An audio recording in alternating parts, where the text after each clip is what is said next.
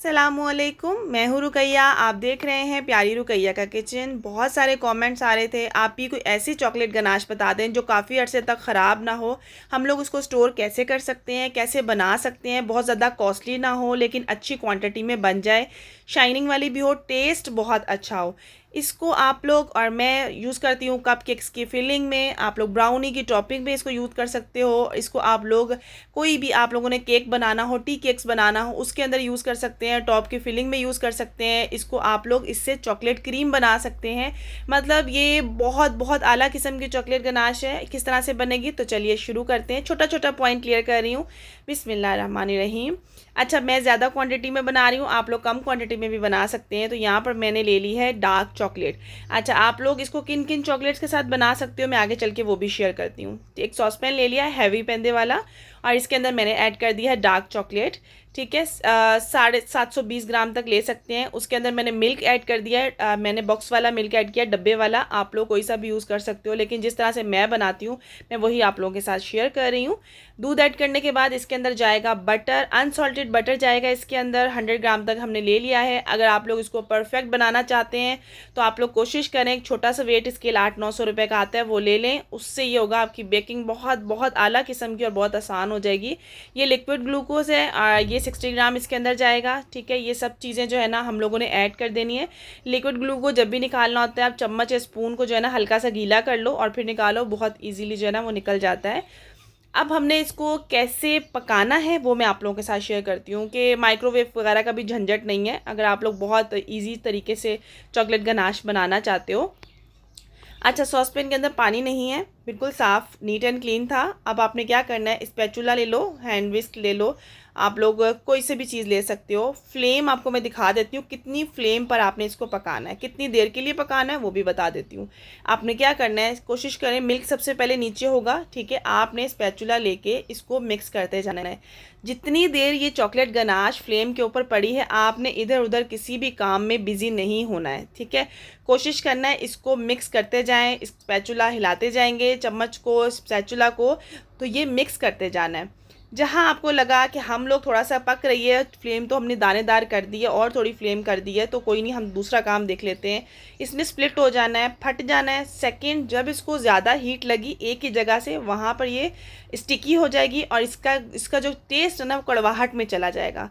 ये पॉइंट्स वो क्लियर कर रही हूँ। अक्सर बच्चियाँ बोलती हैं हम चॉकलेट गनाश बनाते हैं लेकिन हमारी तो फट जाती है, शाइन नहीं आती है और अजीब से दाना दाना नज़र आ रहा होता है उसके अंदर, और कभी कभी कहते हैं कड़वाहट आ जाती है।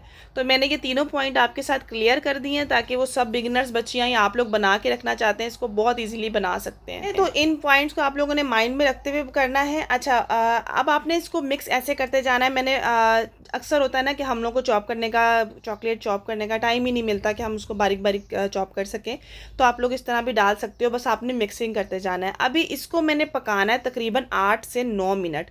अब देखोगे ना आपके तकरीबन 3 मिनट गुजरे हैं ना, तो ये चॉकलेट जो है ना वो सॉफ्ट होना शुरू हो जाएगी। आपने एक नाइफ़ लेनी है और उससे आपने इसको कट लगाना शुरू कर देने हैं। मतलब ये सॉफ्ट होगी तो बहुत ईजीली इस पर कट लग जाएंगे। ठीक है, ये खुद ही टूट जाएगी अगर नहीं है टाइम। तो ये भी आइडिया आप लोगों के साथ शेयर कर रही हूँ। ज़रूरी नहीं होता कि आप लोगों ने बहुत ही ज़्यादा जो है ना परेशानी से ही चॉकलेट गनाश बनानी है। ये एक ऐसी चीज़ है आप बना लोगे, बना के आप रख लोगे, ऑर्डर आएगा, आपने निकालना है इसको और आपने किस किस तरह इसको यूज़ करना है मैं आगे चल के आपको वो भी क्लियर करती हूँ। अब ये देखो, स्पैचुला को मैं प्रेस कर रही हूँ चॉकलेट के साथ। दूसरा, नीचे चॉकलेट ना लगे तो मैं स्पैचुला को बार बार इसकी साइड्स की बाउंड्री भी बार बार क्लियर कर रही हूँ, और नीचे की तरफ से भी इसको चॉकलेट अगर लगी हो तो मैं उसको वापसी ऊपर लेकर आ रही हूँ। और इसको 5 मिनट गुजरेंगे ना, 5 से 6 मिनट गुजरेंगे, आपने स्पैचुला के साथ इसको मिक्स करना शुरू कर देना है अच्छे तरीके से। यहाँ पर आकर ये अपनी शाइन बहुत अच्छी निकालना शुरू कर देगा। बटर ये सब चीज़ें मिक्सअप हो जाएंगी, चॉकलेट जो है ना वो अच्छे से मेल्ट हो जाएगी। बाउंड्री पे बिल्कुल नहीं लगे रहने चाहिए चॉकलेट, वरना वो बहुत हार्ड हो जाएगी। ठीक है, वो अच्छे से मिक्स नहीं होगी। ये देखो, मिक्स करते जाना है। 2 मिनट तक आपने इसको लगातार दानेदार फ्लेम के ऊपर इसको मिक्स करते चले जाना है। ठीक है, ये देखो मैंने यहाँ पर अच्छे तरीके से मिक्स कर लिया। अब आप देखोगे इसकी हल्की हल्की सी शाइन नज़र आ रही है, लेकिन इस तरह से नहीं है कि फ़ौरन से शाइन आ गई और आपने 2-3 बार स्पून को स्पैचुला को मिक्स किया और बस। नहीं, 2-2.5 मिनट आपने अच्छे तरीके से मिक्स करना है, तभी इसमें जान आएगी, एक बहुत अच्छी सी शाइन आएगी। ठीक है, इसका टेक्सचर स्मूथ होता चला जाएगा। ठीक है, ये देखो इस तरह से, लेकिन मिक्सिंग आपने नहीं छोड़नी है। हम क्या करते हैं, फ़ौरन से मिक्स करते हैं, शाइन आगे रख दी, ऐसा नहीं होता। अब देखो मैंने फ्लेम से उसको उतार लिया, फ्लेम को उतारने के बाद भी मैं इसको 1 मिनट तक मिक्स कर रही हूँ। 8 मिनट तक फ्लेम पर रही है, और 9वां मिनट जो होगा ना वो मैं अच्छे तरीके से नीचे उतार कर फ्लेम से और मैंने अच्छे तरीके से मिक्स करनी है। यहाँ पर मैंने ये चेक करना है कि क्या नीचे कोई चॉकलेट का थोड़ा बहुत भी ज़रा रह गया होगा, तो मैं उसको भी कोशिश पूरी करूँगी कि वो स्पैचुला के साथ अभी इसमें हीट है, ठीक है, तो मिक्स हो सके। ठीक है, अब यहाँ पर भी जैसे जैसे आप मिक्स करते चले जाओगे आप देखते जाओगे कि इसमें एक बहुत अच्छी सी शाइन आ चुकी है। ठीक है, अच्छा, अब शाइन आने के बाद क्या करना है, इसमें इस रेसिपी में कोई भी चीज़ आपको एक्स्ट्रा ऐड करने की ज़रूरत नहीं है। जो आपने बनाई है अल्हम्दुलिल्लाह से ये बहुत परफेक्ट बनी है। अच्छा, इसका टेस्ट बहुत आला और ज़बरदस्त कैसे होगा ये डिपेंड करेगा आपकी चॉकलेट पर कि आपने चॉकलेट कौन सी यूज़ की है। जितनी अच्छी क्वालिटी की आपने चॉकलेट यूज़ की है आपकी चॉकलेट गनाश उतनी ही मज़ेदार बनेगी, ये आप याद रखिएगा। लोकल चॉकलेट यूज़ करेंगे, ठीक है, जैसे कि कोई 1000 रुपये केजी मिल रही है 2 kg, और 1200 रुपये 2 kg मिल रही है, तो उसका टेस्ट वैसा ही होगा, इससे भी कम प्राइस में मिल रही होती है। ठीक है, जितनी अच्छी चॉकलेट होगी उस तरीके से बनाना है। अब आपका दिल कर रहा है कि मैं डार्क चॉकलेट को कुछ और भी फ्लेवर टेस्ट चेंज करूं, तो आप क्या कर सकते हो। अच्छा, यहाँ पर आपने छन्नी से ज़रूर से छानना है, नीम गर्म होगा फ़ौरन छान लीजिएगा, ठंडा होने पे ये प्रॉब्लम करेगा। ठीक है, अब आप इसको चेंज कैसे कर सकते हो, आपका दिल जा रहा है आप इसके अंदर से हाफ़ मिल्क चॉकलेट ले लो, हाफ़ डार्क चॉकलेट ले लो, ऐसा कर लो। अगर आप लोग सिर्फ मिल्क चॉकलेट से बनाना चाहते हैं तो सिंपल सिर्फ मिल्क चॉकलेट से बना लो, उसका टेक्सचर, उसका टेस्ट और उसका कलर तीनों डिफरेंट होंगे।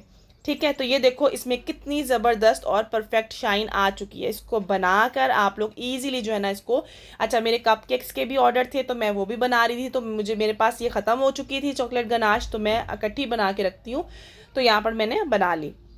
अब देखो आप लोग इसको कप केक्स के इनर में भी डाल सकते हो। मैंने इसको छोटी सी बोतल में डाल के रखा होता है, वाइट कलर की बोतल में, और मैं जब भी ब्राउनी का ऑर्डर आता है मैं ब्राउनी के ऊपर यही ऐड करती हूँ। इसके अंदर मैं फ्लेवरिंग ऐड कर देती हूँ जो भी मांगता है।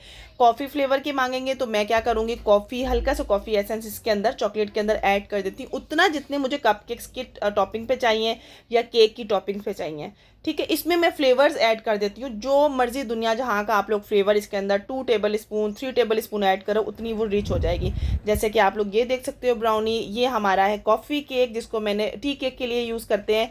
ठीक है, ये कॉफ़ी केक हो गए, चॉकलेट केक हो गए, टी केक्स की तरह जिस तरह भी होते हैं आप उसकी टॉपिंग पे इसको डाल सकते हो। यहाँ तक कि आप लोग बिस्किट्स में भी इसको डाल सकते हो। इसको बनाएं, इसको आप लोग ईजिली 2-3 मंथ के लिए फ्रीज़र में रख दें, जितना चाहिए थोड़ी 1-1.5 घंटे के लिए बाहर रूम टेम्परेचर पर रखो, जो चाहिए निकाल लो, वापसी उसको फ्रीज़र में रख दो। तो ये बहुत आसान, बहुत ही ज़बरदस्त सी रेसिपी है, इसे ज़रूर से ट्राई करना है, कोशिश करना कोई भी चीज़ मिस ना हो। मिलते हैं न्यू रेसिपी के साथ, अल्लाह हाफिज़।